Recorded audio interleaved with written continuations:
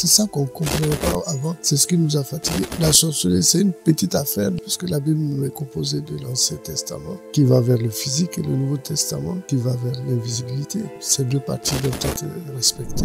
Maladie, échec, perpétuel recommencement sont ces choses-là qui peuvent être causées par la sorcellerie. Aujourd'hui, toi qui vis ces mots-là, j'ai une solution miracle pour toi. L'alliance. On parle d'un thème important.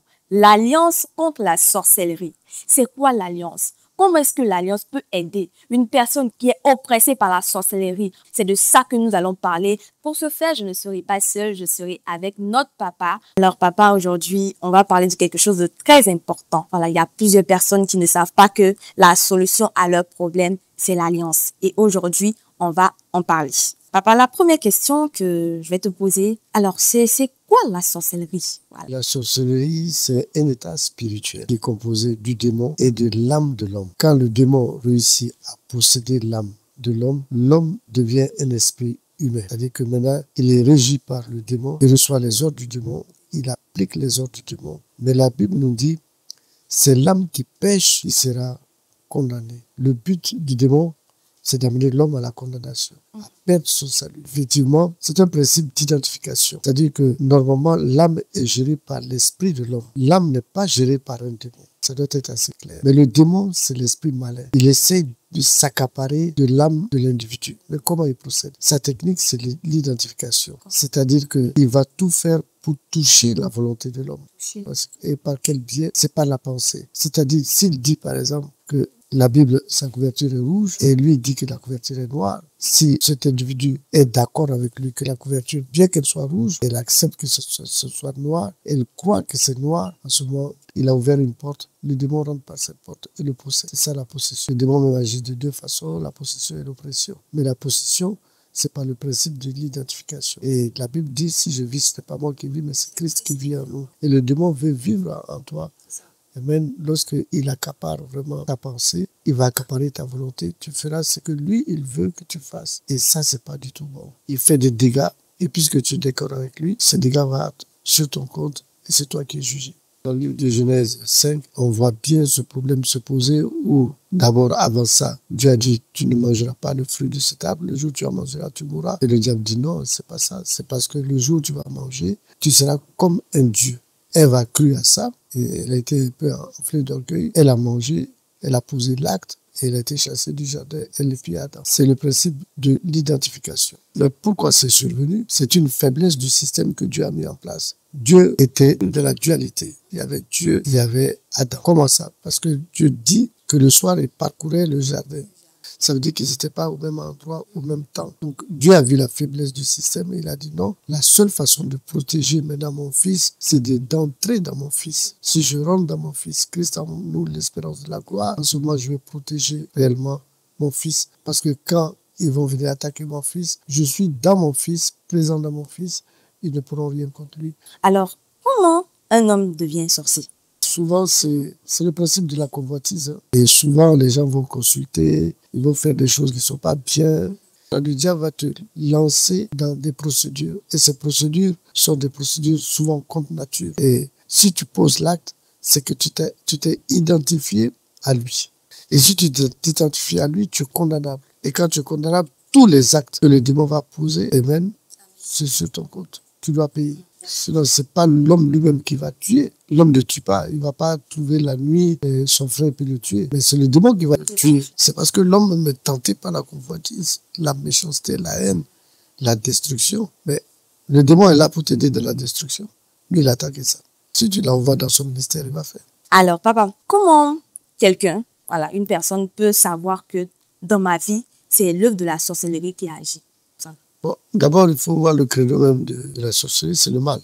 Et les démons, ils sont du côté mauvais. On les appelle les mauvais esprits. Normalement, un homme doit vivre bien. Mais quand il commence à voir le développement du mal chez lui, les blocages, la maladie, il ne réussit plus. Et même, il peut dire que c'est l'œuvre de la sorcellerie. Parce que la sorcellerie, c'est tout ce qui est mauvais.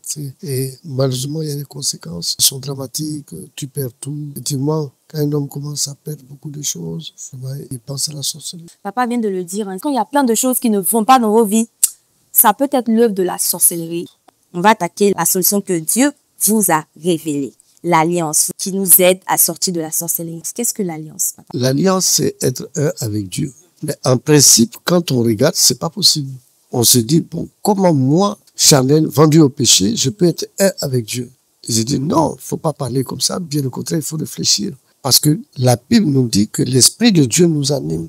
Amen. Dans le livre de Genèse 2, on voit que Dieu a soufflé dans Adam un souffle de vie et il devint un esprit vivifiant. Ça veut dire quoi? Ça veut dire que c'est Dieu qui a soufflé en nous un esprit. Donc c'est l'esprit qui nous anime. Si je marche, c'est l'esprit qui permet que je marche. Si je mange, c'est l'esprit qui me permet de manger. Si je réfléchis, c'est l'esprit de Dieu qui fait tout ça. Alors Dieu a vu la faiblesse de son système. Le système qu'il a mis en place était basé sur la dualité. C'est-à-dire qu'il est là, tu es là.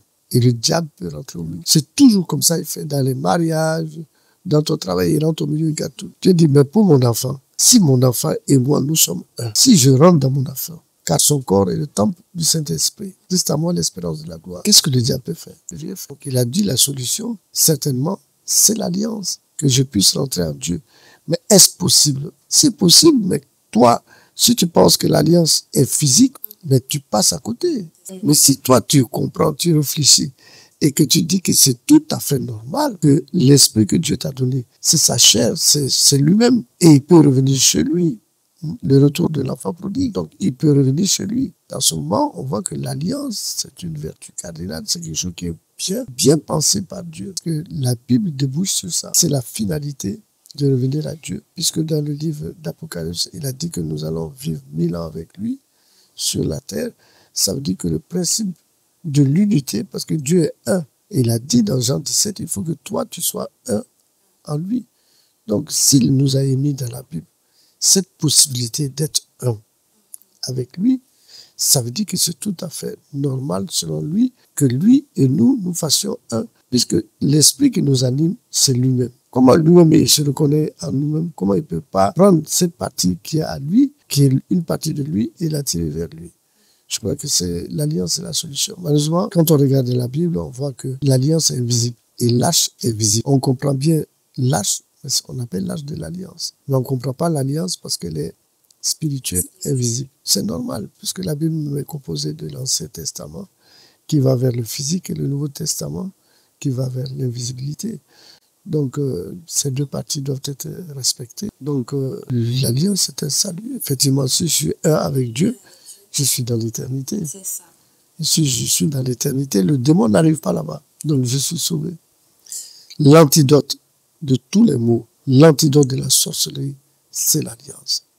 Reviens à ton Dieu. Il a dit, venez à moi. Il a dit dans le livre de Corinthiens, sortez du milieu d'eux.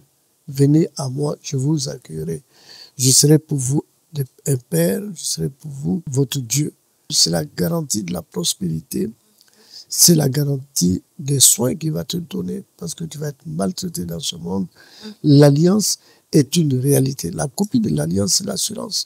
Tu ne peux pas conduire une voiture sans assurance. Alors, papa, pour quelqu'un qui est oppressé par la sorcellerie, rien ne va, quel message tu peux lui donner par rapport à l'alliance, par rapport à la solution qui est l'alliance, papa? Je crois que la solution est dans le livre de Matthieu 11, verset 28. Il a dit, venez à moi, vous qui êtes fatigués et chargés, je vous donnerai du repos. Qui a parlé? C'est Dieu. Est-ce que sa parole est vérité? Oui, on ne peut pas venir à lui parce qu'on ne le voit pas. Donc, il y a des procédures et des étapes à passer pour rentrer dans l'alliance. Mais une fois que tu rentres dans l'alliance avec lui, tu es sauvé. Tu n'as pas besoin de voir Dieu. Tu as besoin uniquement de mettre en application ses procédures et sa parole. C'est ça qu'on ne comprenait pas avant. C'est ce qui nous a fatigués. La sorcellerie, c'est une petite affaire devant Dieu. Devant l'alliance. L'alliance, c'est une puissance. Pour quiconque croit, c'est la puissance de Dieu. Et il nous met cette puissance à notre disposition. Alors tu fais quoi? Viens, tu vas essayer de comprendre. J'ai même écrit un livre sur l'alliance qui est formidable. C'est l'amour de Dieu vis-à-vis de son enfant. C'est tellement sincère, pur et amour qu'un père va vers l'enfant pour recueillir l'enfant afin de partager tout avec son enfant. La puissance de Dieu devient ta puissance, la richesse de Dieu devient ta richesse. Mais par quel mode opératoire? C'est par l'alliance. En tout cas, merci beaucoup, papa, pour l'enseignement sur l'alliance. Vraiment, c'est tellement fort. On te remercie.